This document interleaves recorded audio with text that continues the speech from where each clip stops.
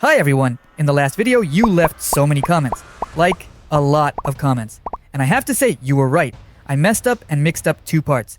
The pelvis piece and the chest piece. Here's what they look like. They're almost identical, but one is slightly longer and the other is slightly shorter. My bad.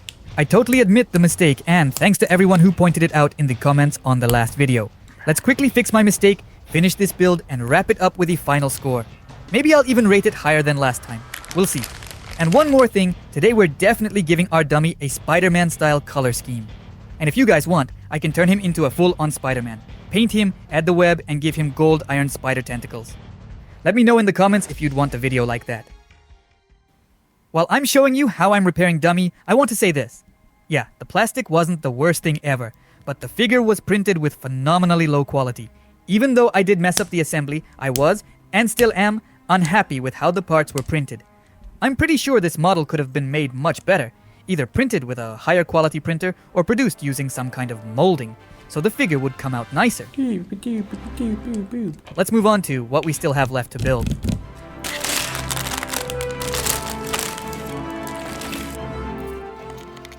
We've got the black spider remaining. Kind of weird.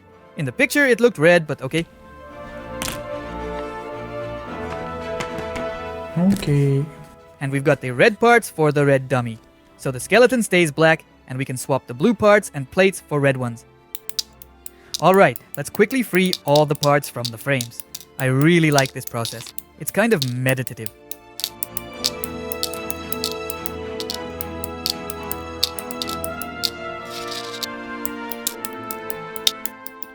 I honestly love building things, including complicated builds.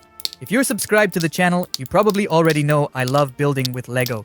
And not just Lego, any kind of complex construction. And sets like this, where you have to pop the parts out of frames, are something I really enjoy. Maybe even something more complicated than Dummy 13. If you're into that too, both building and watching, let me know in the comments.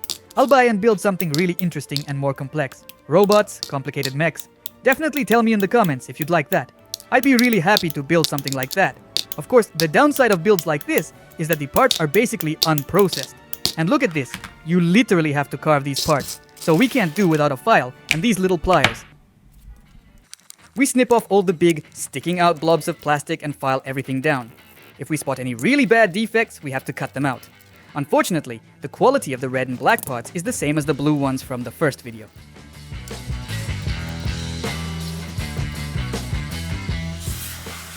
Alright, let's start with the spider and then we'll come back to the red parts. The instructions look like this. Basically, everything is pretty simple. It doesn't look like there are any parts where I could get confused. Still, I'm going to check every piece multiple times now.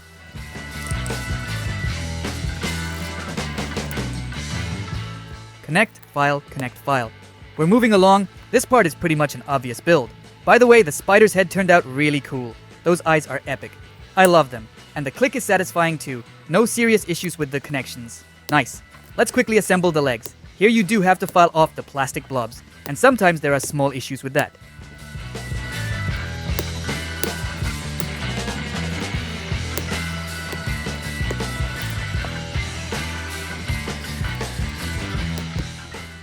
Take a look here. On one side of the part it's filled with plastic, and on the other side there's a hole. You need to make them all the same, with the holes facing one direction and the solid surface facing the other. I'll quickly rebuild it so that when we look at the spider from above, the legs aren't all full of holes.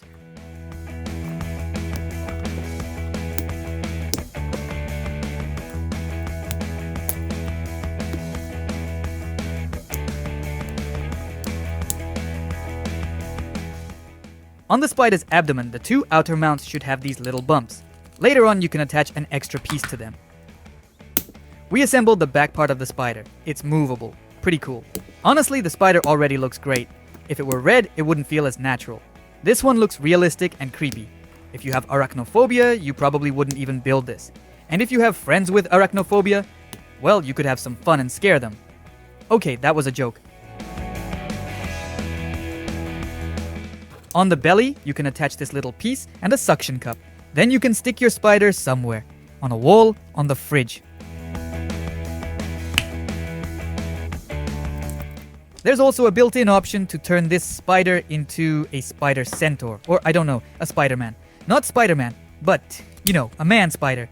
Alright, So this hook lifts up into the spider's mouth and you can place the dummy figure on top. It looks funny, although I don't know if I'd actually want to play like that. But hey, maybe someone would. It's a neat option. Cool spider. But what I'd really like is to put the spider on our little guy's back. We'll do that a bit later after we build our dummy into Spider-Man. We'll attach the spider to his back just like the instructions show. Alright, let's build Spider-Man. The classic looks like this. Let's try to recreate that same color scheme using our red parts. Some pieces were really hard for me to adjust last time. Some parts need filing, but after the previous video, I'm doing it with much more confidence now. I'm not afraid of ruining anything. I really hope your dummy is made better and you won't have to do as much extra work as I do.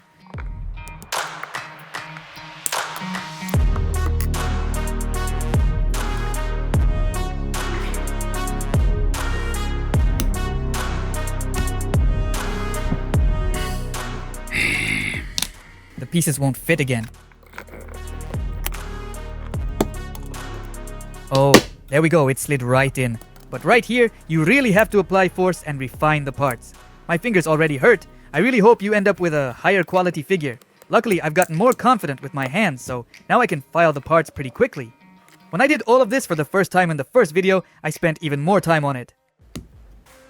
Like I said in the last video, the parts are made poorly, and you basically have to carve everything. Yeah, maybe because I ran into this whole file and fix everything situation so many times during this build, I decided that the torso issue wasn't my fault, but the manufacturer's, that it was printed badly. But it turns out I messed that part up myself. Alright, let's swap the plate on the stomach for the red one. Let's see if I really didn't need to spend a whole hour filing.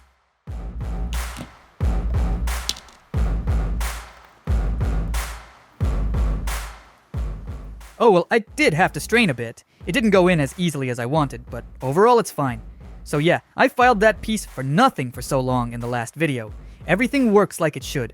Well, at least what doesn't kill us makes us stronger. I'll just call it building meditation from the previous video. Honestly, I like what this figure is turning into. It's definitely been through a lot, but overall I'm enjoying the result.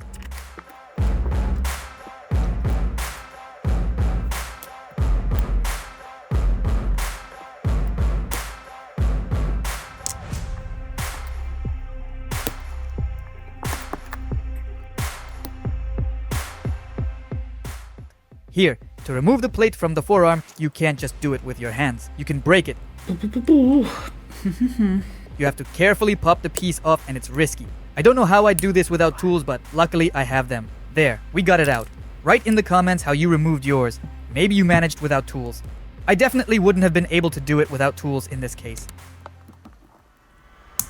Luckily, the red plate slid in perfectly.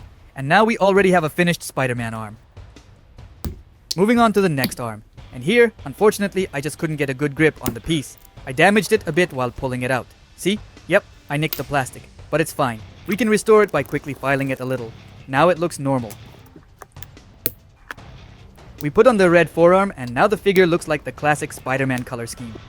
It's a shame the set didn't include Spider-Man style hands. There were only fists with a hole where you can insert a weapon and plain solid fists. But I have my previous Dummy 13 set. Those figures were printed, not molded like this one. And I think it had Spider-Man hands. I'll find them and swap them in, but for now let's finish assembling our Spider-Man. Honestly, I kind of want to turn this Spider-Man into a real, complete Spider-Man. Paint him, add web lines on the body, draw the spider on the chest, do the eyes on the head. Tell me in the comments if you'd be interested to see how I turn this Dummy 9 into a full Spider-Man. I'd personally love to do it. Here's the deal. If we hit 1,000 likes under this video, I'll happily paint the Spider-Man head, add clean web lines across the whole body, and give him a proper full paint job. Definitely write in the comments if you're interested. Now we're back to the build. I went into the other room and grabbed parts from the previous dummy set. There were a bunch of spare hands. See, they're 3D printed, and they have the exact hand I wanted. I'm not a huge fan of how they're printed though. That's the downside of 3D printing compared to molding. Molding looks cleaner without blobs, and the plastic is smoother. But okay, we can file the hands a bit. While I was talking, I already almost finished the head and put it in place. Alright, let's put these dummy 13 hands on our Spider-Man. Luckily, all these figures are interchangeable.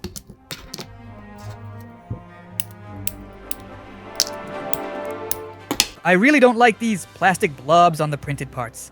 Look how smooth the molded parts on our dummy are. But overall, it still looks pretty good. I'll be really happy to turn our figure into a proper Spider-Man. By the way, we had a Miles Morales action figure. We can compare them later too, especially their mobility.